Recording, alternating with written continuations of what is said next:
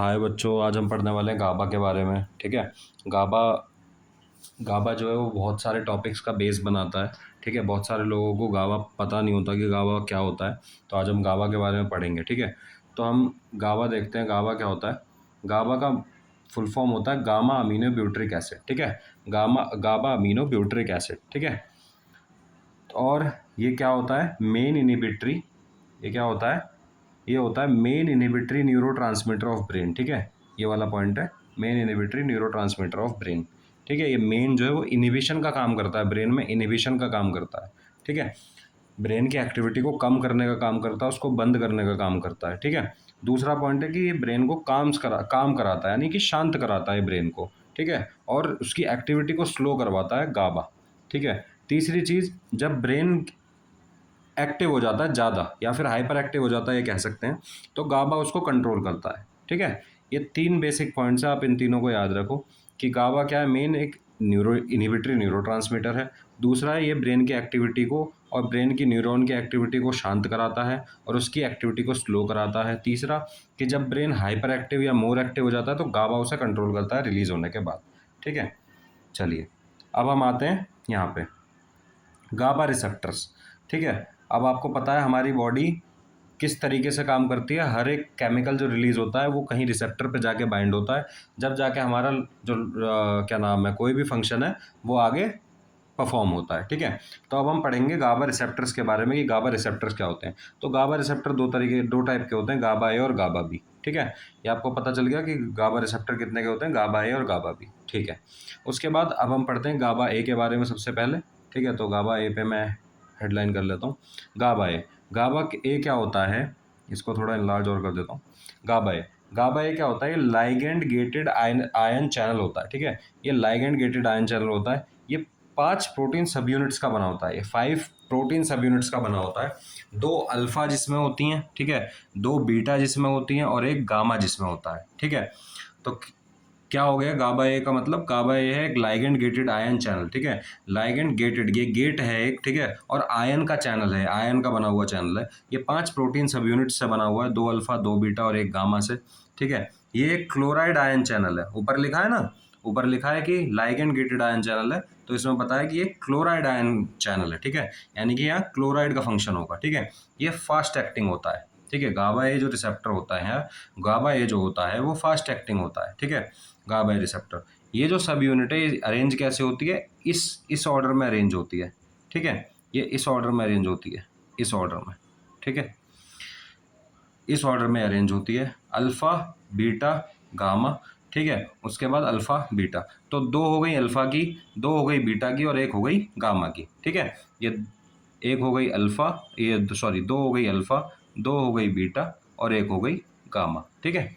1 हो गई ये गामा। इतना आपको समझ में आ गया। अब हम आगे समझते हैं। ठीक है। इसे इरेज कर देता हूँ, 1 मिनट। गाब अब हम आगे समझते हैं। ठीक है। नीचे लिखा हुआ है, ये मैं आपको बाद में समझाऊंगा। चलिए बेसिकली जान लेते हैं क्या कहता है कि ये जो गाबा है, जो गाबा होता है, ठीक है, ये मेनली अल्फा और बीटा के बीच में जाके बाइंड करता है। ये जो गाबा न्यूरोट्रांसमीटर रिलीज होता है ना, ये अल्फा और बीटा के बीच में जाके कहीं पे बाइंड होता है। ठीक है। दूसरा, इसमें कैटेगरी आती है सिडेटिव हिप्नोटिक्स।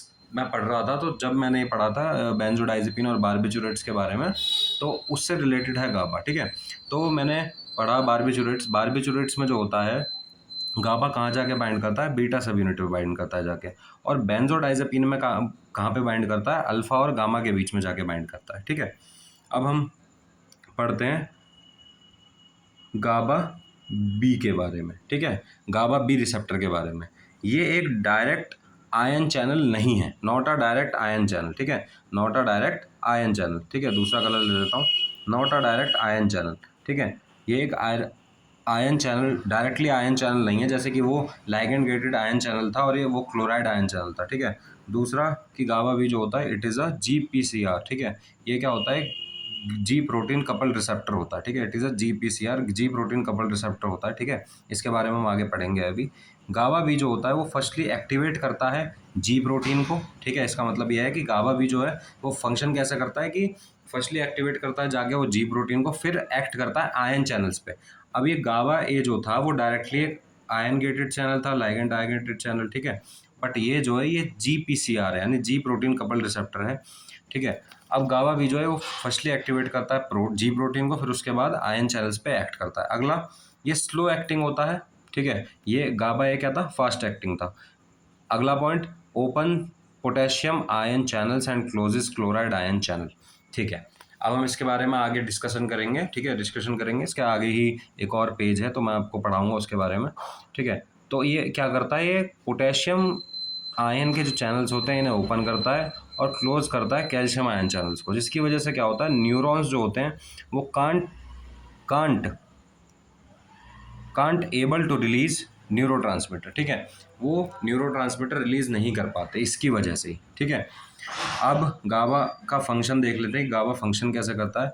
गाबा मॉलिक्यूल जो होता है वो बाइंड करता है किससे, रिसेप्टर, किस पे बाइंड करता है, बाइंड करता है, मैंने अभी बताया था कि अल्फा और बीटा के बीच में ये बाइंड करता है, यहाँ पे मैंने आपको बताया था, ठीक है। अल्फा और बीटा के बीच में बाइंड करता है। अब यहाँ पे देख लेते हैं कि गाबा जो मॉलिक्यूल है वो बाइंड करता है रिसेप्टर, ठीक है। गाबा जो मॉलिक्यूल है वो कहाँ बाइंड कर रहा है, रिसेप्टर अल्फा और बीटा के बीच में, ठीक है, अल्फा और बीटा के बीच में, ठीक है। उसके बाद ये रिसेप्टर को एक्टिवेट करता है, ठीक है, रिसेप्टर्स को एक्टिवेट करता है, रिसेप्टर एक्टिवेट हो जाते हैं। फिर ओपनिंग हो जाती है क्लोराइड आयन चैनल की ओपनिंग हो जाती है। ये बेसिकली गाबा ए का फंक्शन है, ठीक है। गाबा ए कैसे फंक्शन कर रहा है, तो गाबा ए जो है वो कैसे फंक्शन कर रहा है, गाबा मॉलिक्यूल बाइंड करा अल्फा और बीटा रिसेप्टर के बीच में, ठीक है।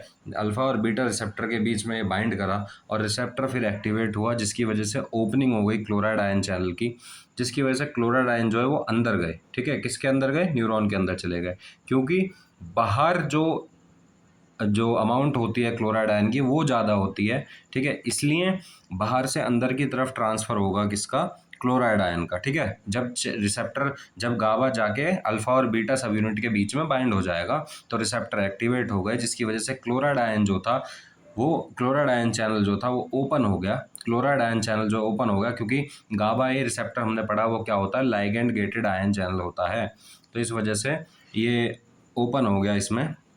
उसके बाद क्लोराइड आयन अंदर चले गए न्यूरॉन के, न्यूरॉन जो है वो किसकी क्या हो गया, फुल्ली नेगेटिवली चार्ज हो गया, ठीक है, फुल्ली नेगेटिवली चार्ज हो गया। एक मिनट, ये हो गया फुल्ली नेगेटिवली चार्ज, ये क्या हो गया, फुल्ली नेगेटिवली चार्ज। अब ये अगर फुल्ली नेगेटिव चार्ज हो जाएगा तो इस टर्म को कहते हैं हम हाइपर पोलराइजेशन। क्या कहते हैं, हाइपर पोलराइजेशन कहते हैं इसको। जब न्यूरॉन में के अंदर नेगेटिव चार्ज बढ़ जाता है तो उसे हाइपर पोलराइजेशन कहते हैं। Neuron can't able to fire, ठीक है, न्यूरॉन जो है अब क्या नहीं कर पाएंगे, फायर नहीं कर पाएंगे, यानी आगे सिग्नल ट्रांसमिट नहीं कर पाएंगे, नो सिग्नल पास, ठीक है। जिसकी वजह से क्या होगा, inhibition of CNS activity, CNS की जो एक्टिविटी है वो क्या हो जाएगी, कम हो जाएगी, ठीक है, मतलब इनहिबिट हो जाएगी, शांत हो जाएगी, ठीक है। इतना समझ में आ गया आपको गाबा फंक्शन कैसे कर रहा है। सबसे पहले हमने देखा कि गाबा जो होता है वो क्या होता है, गाबा अमीनो ब्यूट्रिक एसिड इसकी फुल फॉर्म है। ये अल्फा और बीटा सब यूनिट्स के बीच में बाइंड करता है, ठीक है, अल्फा और बीटा सब यूनिट्स के बीच में बाइंड करता है, ये मैंने आपको बता दिया। जो गाबा है वो अल्फा और बीटा सब यूनिट्स के बीच में जाके बाइंड करता है।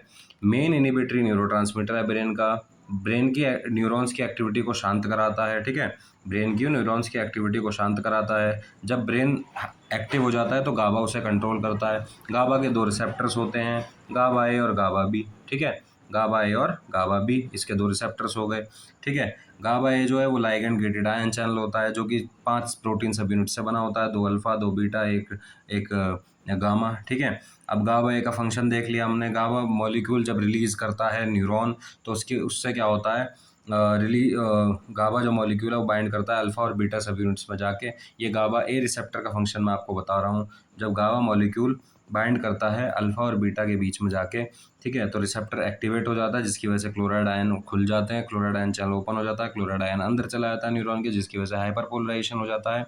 न्यूरॉन जो है फायर नहीं कर पाता सिग्नल, जिसकी वजह से शांत हो जाता है ब्रेन, ठीक है। उसके बाद अगला देखते हैं हम गाबा बी कैसे फंक्शन करता है, हाउ गाबा बी फंक्शंस, ठीक है। इसमें क्या है, सबसे पहले न्यूरॉन रिलीज गाबा, न्यूरॉन क्या कर रहे हैं, गाबा को रिलीज करते हैं। गाबा क्या करता है, गाबा बाइंड करता है गाबा बी रिसेप्टर से। गाबा क्या करेगा, गाबा बी रिसेप्टर से जाके बाइंड करेगा, ठीक है। उसके बाद क्या होगा, उसके बाद ये एक्टिवेट करता है जी प्रोटीन को, क्योंकि हमने पढ़ा था गाबा बी क्या है, एक जी प्रोटीन कपल्ड रिसेप्टर है, ठीक है। जी प्रोटीन को एक्टिवेट करेगा। जी प्रोटीन के दो फंक्शंस होते हैं। जी प्रोटीन के क्या दो फंक्शंस हैं मेनली? जी प्रोटीन के दो फंक्शन है। सबसे पहले क्या करेगा वो, क्लोराइड आयन चैनल को ओपन करेगा और क्लोराइड जो है वो बाहर निकल जाएगा न्यूरॉन के, तो जिसकी वजह से न्यूरॉन क्या हो जाएगा, हाइपर पोलराइज। अब आप पूछेंगे कि हाइपर पोलराइज क्यों हो रहा है? क्योंकि पॉजिटिव आयन यानी पॉजिटिव चार्ज जो था, पोटेशियम आयन जो था वो पॉजिटिव था, तो अब वो न्यूरॉन से बाहर चला गया, जिसकी वजह से नेगेटिव जो है वो अंदर रीस्टोर हो गया, ठीक है। और वो रीस्टोर कराने का काम कौन करते हैं? प्रोटीन्स करते हैं, ठीक है, जो न्यूरॉन के अंदर प्रेजेंट होते हैं, ठीक है। तो किसके, जी प्रोटीन के दो काम हो गए कि क्लोराइड आयन चैनल को ओपन करना, और क्लोराइड आयन चैनल जब ओपन हो जाता है तो पोटेशियम आयन चैनल जो ओपन हो जाता है तो पोटेशियम कहाँ चला जाता है? बाहर, जिसकी वजह से न्यूरॉन क्या हो जाता है? Hyperpolarise. क्या हो जाता है? हाइपर पोलराइज, ठीक है। अब हम देखते हैं दूसरा फंक्शन क्या है, कैल्शियम आयन चैनल को क्लोज करता है। कैल्शियम जो है वो अंदर नहीं आ पाता, ठीक है।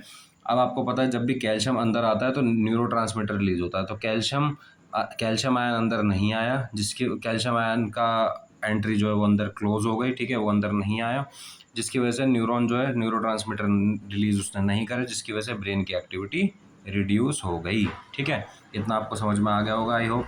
अब हम थोड़ा न्यूरॉन के बारे में देख लेते हैं, क्योंकि कुछ बच्चों को न्यूरॉन का पता नहीं होता, तो न्यूरॉन के बारे में थोड़ा सा हम पढ़ लेते हैं, ठीक है। न्यूरॉन के बारे में थोड़ा हम देख लेते हैं। तो न्यूरॉन, तो इनसाइड न्यूरॉन्स कितने आयन्स होते हैं? एक ये होता है जिसे क्या कहते हैं, सोडियम आयन, इसे कहते हैं पोटेशियम आयन, इसे कहते हैं कैल्शियम, इसे कहते हैं क्लोराइड, ठीक है। और कुछ क्या होते हैं, प्रोटीन्स, ठीक है। अब एक सेकंड, हाँ, अब हम क्या क्या पढ़ते हैं, न्यूरॉन के अंदर जो हमारे आयन्स होते हैं उनके बारे में पढ़ते हैं।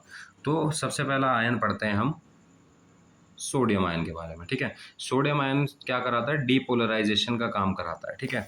डीपोलराइजेशन का काम कराता है, ठीक है। डीपोलराइजेशन का मतलब है, अभी मैं आपको बताऊंगा आगे। सबसे पहले ये समझो आप कि सोडियम आयन जो होते हैं वो बाहर न्यूरॉन में क्या होते हैं, आउटसाइड न्यूरॉन क्या होते हैं, हाई अमाउंट में होते हैं। न्यूरॉन के बाहर वाले इन्वायरमेंट में क्या होते हैं, ज़्यादा अमाउंट में होते हैं, ठीक है, ज़्यादा अमाउंट में होते हैं, ठीक है। उसके बाद दूसरा है पोटेशियम क्या कराता है? रीपोलराइजेशन का काम कराता है, ठीक है। ये कहाँ पे ज़्यादा होते हैं? न्यूरॉन के अंदर हाई अमाउंट में पाए जाते हैं, न्यूरॉन के अंदर ये हाई अमाउंट में पाए जाते हैं, ठीक है। उसके बाद अगला हो गया कैल्शियम। उसके बाद कौन सा हो गया? कैल्शियम। अब कैल्शियम जो न्यूरोट्रांसमीटर है, ये अंदर जाता है तो क्या रिलीज़ करवाता है? न्यूरोट्रांसमीटर का रिलीज़ होता है मेनली जब ये कैल्शियम आयन अंदर जाता है, ठीक है। और आउटसाइड, इसका जो आउटसाइड मतलब बाहर जो इन्वायरमेंट है, हाई अमाउंट में देखने को मिलता है कैल्शियम। और क्लोराइड, अब क्लोराइड आयन के बारे में बात करते हैं। क्लोराइड आयन एक नेगेटिव आयन है।